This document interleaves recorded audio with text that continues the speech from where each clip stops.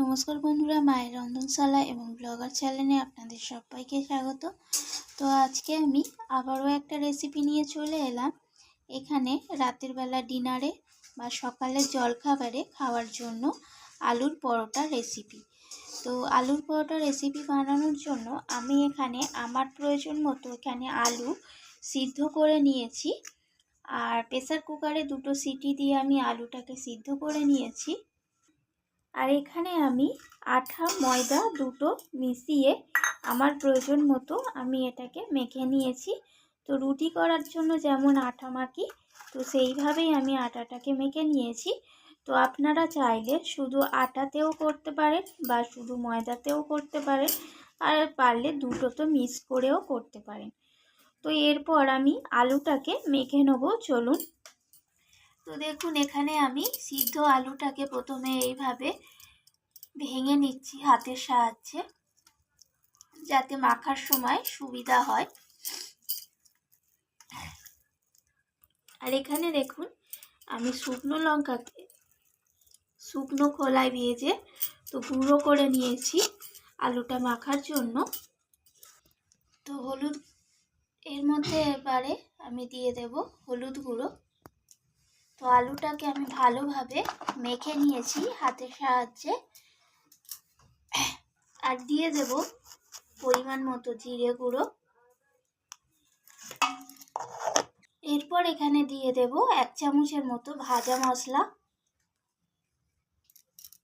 তো ভাজা মশলাটা আমার ঘরে বানানো ভাজা মশলার ভিডিওটা আমার ইউটিউব চ্যানেলে দেওয়া আছে।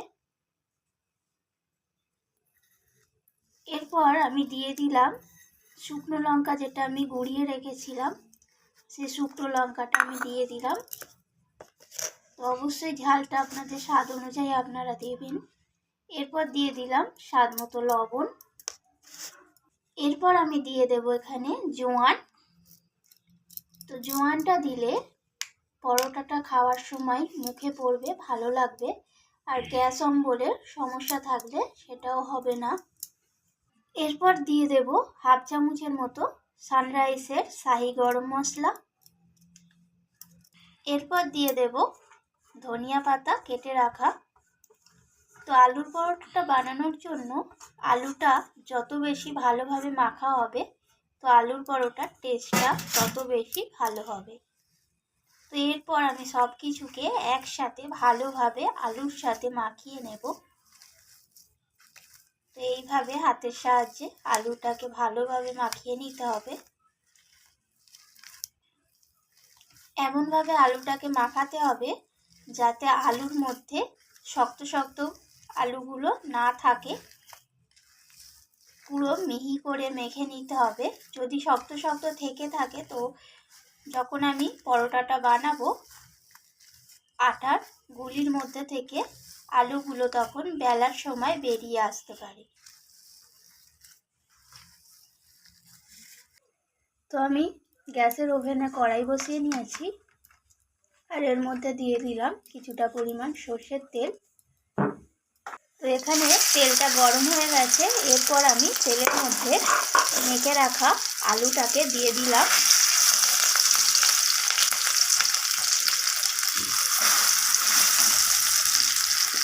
তো দেখুন, তেলের মধ্যে এইভাবে আলুটাকে নাড়িয়ে চাড়িয়ে একটু আলুটাকে ভাজা ভাজা করে নিতে হবে।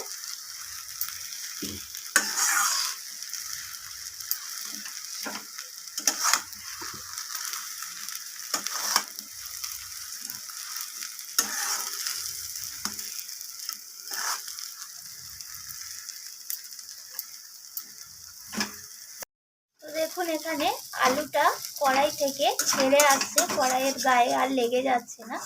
তাহলে এখানে আলুটা একদম রেডি হয়ে গেছে। এরপর আলুটাকে আমি একটা পাত্রে নামিয়ে নিয়ে আলুটাকে ঠান্ডা করে নেব। তো দেখুন, আলুটা আমি একটা পাত্রে নামিয়ে নিয়েছি। আলুটা মোটামুটি ঠান্ডা হয়ে গেছে। তো দেখুন, এখানে আমি আটা থেকে রুটির মতো করে লেচি কেটে নিয়েছি। আর লেচিটাকে আমি এইভাবে হাতের সাহায্যে ঘুরিয়ে ঘুরিয়ে খোল বানিয়ে নিচ্ছি। যেভাবে পিঠের খোল বানাতে হয়, তো সেইভাবে আমি আটার খোলটা বানিয়ে নিচ্ছি। আর একটু রুটির থেকে একটু বড় লেচি কাটতে হবে। এরপর আমি এর মধ্যে আলুর পুরটা দিয়ে দিলাম। এরপর এইভাবে আঠার মুখটা এইভাবে বন্ধ করে নিতে হবে, ঠিক যেভাবে পিঠের খুলি বানানো হয় তো সেইভাবেই করতে হবে। আর মুখের দিকটা এইভাবে পেঁচিয়ে নিয়ে মুখটাকে বন্ধ করে দিতে হবে। তো এইভাবে আমি বাকি লেচিগুলোকেও আলুর পুর দিয়ে ভরে নেব। তো চলুন আরও একটা, তো দেখুন এই লেচিটাকেও আমি বানাচ্ছি।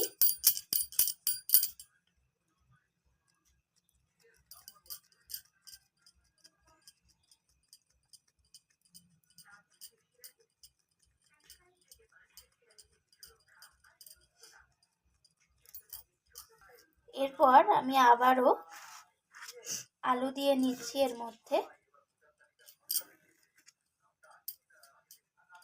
এরপর আলুটাকে একদম হাতের সাহায্যে লেচির মধ্যে ভালোভাবে ঠেসে ঢুকিয়ে দিতে হবে। তো ঢুকিয়ে দেওয়ার পর মুখটা বন্ধ করে নিয়ে আবারও এইভাবে আমি করে নিচ্ছি। তো এইভাবে আমি বাকি লেচিগুলো করে নেব। এরপর দেখুন একটা আমি আলুর পুর ভরা লেচি নিয়ে নিয়েছি, আর এটাকে আমি কিছুটা আটার গুঁড়ো বা ময়দার গুঁড়ো দিয়ে তো একটু হালকা হাতে বেলে নিচ্ছি। তো এটা রুটির মতো খুব বেশি বড় হবে না, আলুর পরোটা একটু মোটা মোটা সাইজের হয়। তো হালকা হাতেই বেলে নিতে হবে, বেশি চাপ দিয়ে বেললে আলুটা ভিতর থেকে বেরিয়ে যেতে পারে।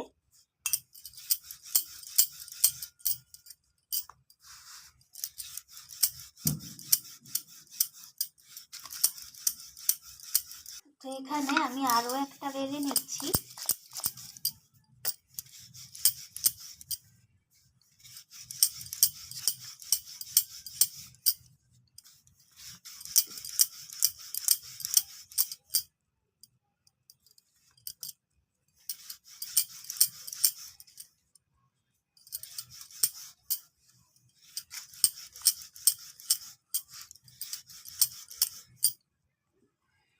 তো দেখুন এখানে পরোটাটা বেলা হয়ে গেছে।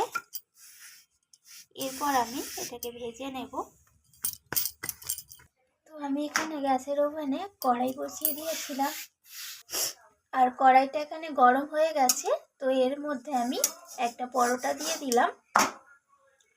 তো পরোটাটাকে ভালোভাবে দু পিঠ আমি সেঁকে নেব।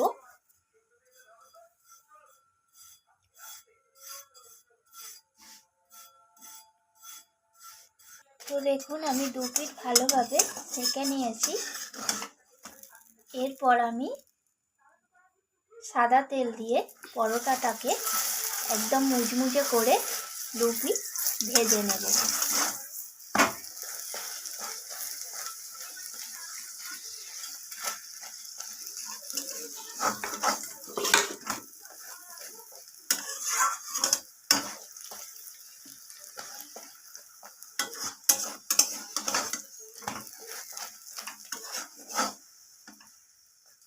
দেখুন পরোটাটা ভাজা হয়ে গেছে। এরপর আমি এটা একটা পাত্রে তুলে নেব। তো আমি আরও একটা পরোটা কড়াইয়ের মধ্যে দিয়ে দিলাম। এটাকেও আমি দু পিঠ ভালোভাবে সেঁকে নিয়ে তারপর লালচে করে ভেজে নেব।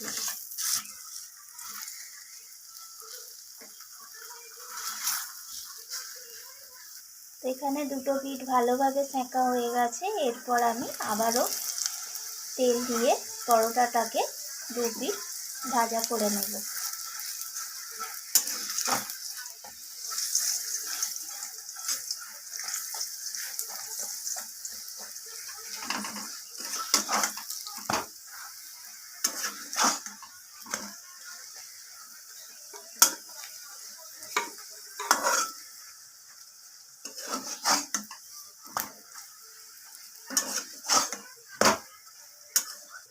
এই পরোটাটাও আমার হয়ে গেছে, আমি এটাকেও তুলে নেব।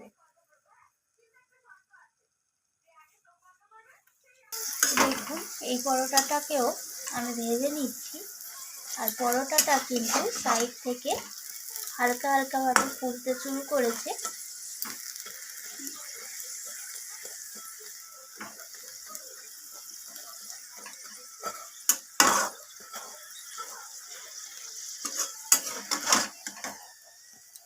তো এটাও আমার ভাজা হয়ে গেছে, এটাকেও আমি তুলে নেব।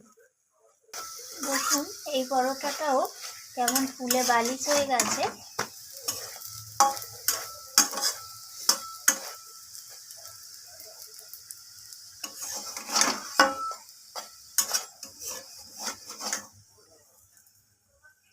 তো এটাকেও আমি নামিয়ে নেব।